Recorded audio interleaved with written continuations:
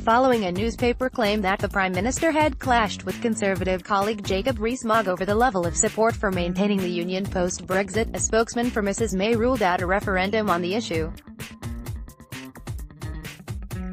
Under the terms of the Belfast Agreement, an Irish unity poll can be called when the government believes a majority of the NI population desires a change in the status quo. A report in the Times said the pair had a heated exchange after Mr Rees-Mogg suggested a poll would pose no threat to the union.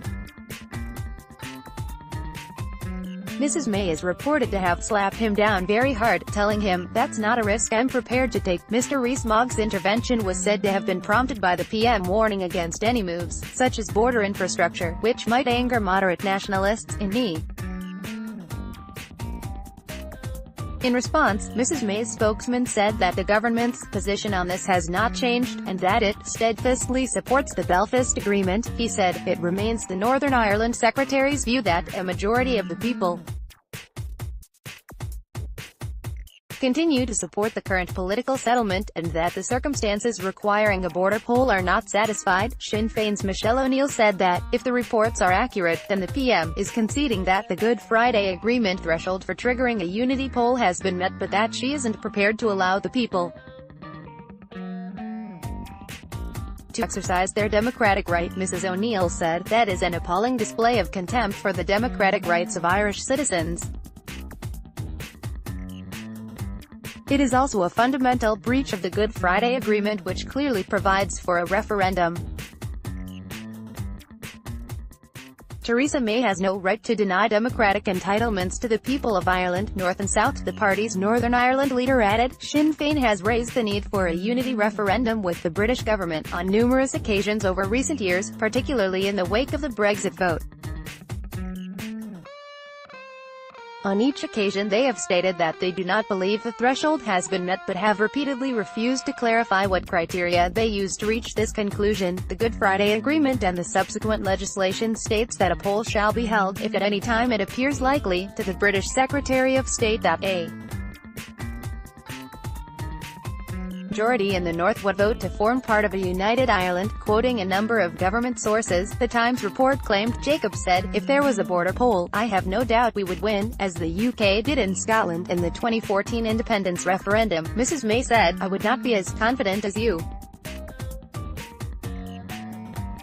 That's not a risk I'm prepared to take.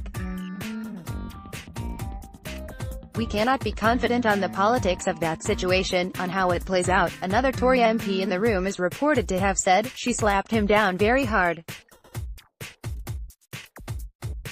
Everyone thinks he knows what he is on about, but she got him on facts. She was absolutely firm and passionate about the Irish position. I got a sense she realizes what really matters." Mr Rees-Mogg declined to comment on the reported exchanges but described the meeting as courteous and respectful. The Belfast Agreement states the NI Secretary of State shall exercise the power to call a border poll, if at any time it appears likely to him that a majority of those voting would express a wish that Northern Ireland should cease to be part of the United Kingdom and form part of a united Ireland. Responding to the report, Ulster Unionist leader Robin Swan said he believed the union is secure and destined to grow stronger. "We strongly disagree that there is any prospect of a border poll bringing about a majority vote for a united Ireland," he said.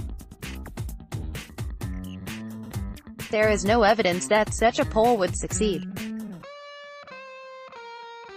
In September 2016, a poll conducted by BBC News The View found that if a border poll was to be held, 63% said they would vote for Northern Ireland to remain in the UK, while only 22% would support a united Ireland.